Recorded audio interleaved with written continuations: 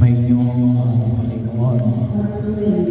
So ninais niyo po na sa araw na ito, September 14, na ihatid sa uling hantungan si Julio na nagkataon din naman na pumatak sa araw ng linggo. At ito rin every September 14 ay kapistahan ng pagkatampok sa krus na banal, na walang iba kundi ang krus na Jesus. Kaya ako nakarating tayo ngayon bilang pagkilala sa dakilang biyaya na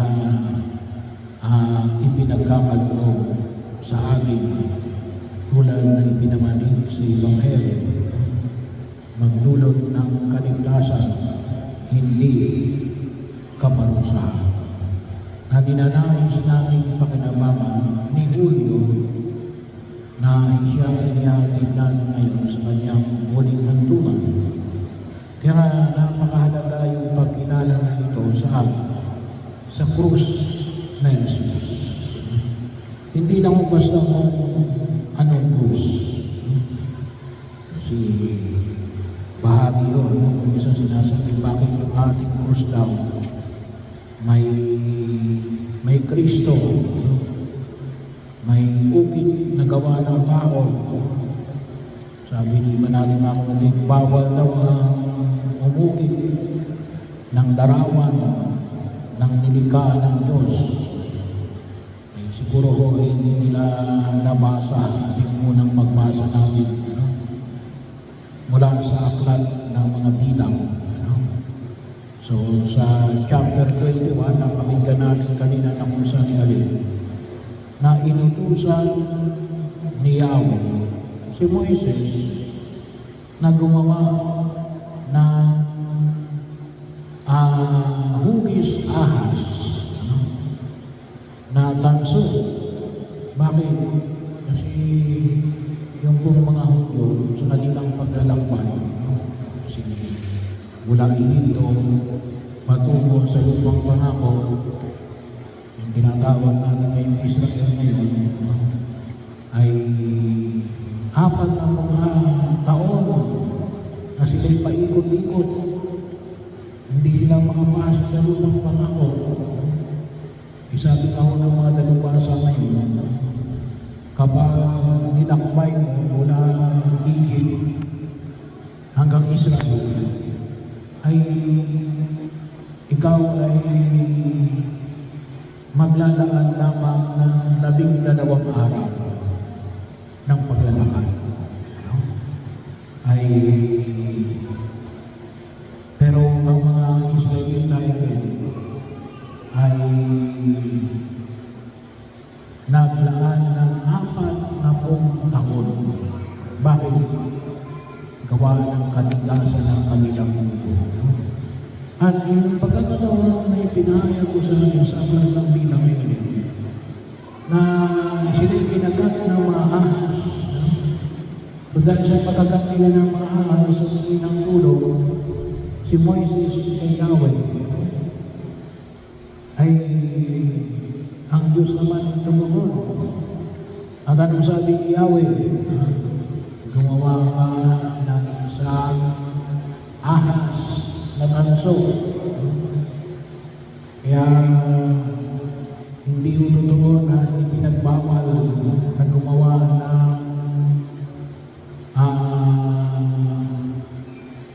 anumang uri na larawan. Pagkakataon na kung saan yung makita ko natin, sapagkat maliwanag natin, Yahweh mismo ang nagsabi kay Moises natin, gumawa ka ng isang ahas na tanso. Ano na yung pinagbabawal mo? Ang pinagbabawal niya ay sumamba sa mga Diyos-Diyosan. Yun ang pinagbabawal, maliwanag. Sa atin, yung ating Diyos ay may Kristo, may tao. Kasi sabi nga natin, kasi yung pagkaunawa natin ng krus, lalo-lalo na ng panahunan ng mga Impero Romano, ang Cruciate, ang yan ay simbolo ng kamatayan. Simbolo yan ng kaparusahan. Kamatayan, kaparusahan. Death penalty. Kung ngayon ay siga elektrika ng panahon na Jesus, at bago pa sa panahon na Jesus, at pagkatapos ng panahon na Jesus ang sinabubuhay sa daigdig na ito, yan ay tinuturing natin. Death penalty, ang kaparusahan ng kamatayan. Pero kay Jesus, hindi death penalty. Yan ay pinahayag sa Kanya, pero para sa ating bilang mga mananampalataya, bilang kaganapan o na ipinamalig ko sa amin ngayon mula sa Ebanghelyo ni San Juan. Ano sabi ko rito? Sa kanyang pagipag-ugnayan kay Nicodemo, sila ba si Nicodemo? Sanhedrin, miyembro ng Sanhedrin. Anong sabi niya? Na katulad ng pagtaas ng Moises ng ahas sa ilaw, ay kinakailangan itaas ang anak ng tao. At kung paano nagdulot ng kaligtasan ang ahas na tinaas ni Moises sa ilaw, magdudulot din ng kaligtasan ang pagkadaan sa anak ng tao. At saan nangyari yun? Ayan. Sa Kalbaryo, sa krus. Hindi sa pinilit si Jesus. Ngunit alin, ibinigay niya ang kanyang sarili. Kaya po, ang tanda ng krus ay tanda ng alin, hindi kamatayan. Unang kaligtasan. Sa pamagitan ng alin, ng dugo na dumanang kay Jesus. Sa pamagitan ng paghahandog ni Jesus ng kanyang sarili at ng kanyang muling pagkabuhay. Kaya nga, saan ang po namin hindi na makita? Kalimitan no, ang kasalanan. Ano yung naging dahilan ng kasalanan? Pagiging makasarili. Pagiging kahaman. Pagiging sumapang. Pagiging buwaya. Yun ang nagdudulot sa ating kasalanan. Balik na rin. Tumulad tayo kay Jesus na nagandog ng kanyang sarili para magdulot ng kaligtasan sa bawat isa sa naginilig. Yun ang nawa makita natin na siyang iniaalay natin. Lalong-lalo na every time na nagdiriwang tayo ng misa. Yung paghahandog ni Jesus ng kanyang sarili, nangyari lamang isang beses na almost 2,000 years ago.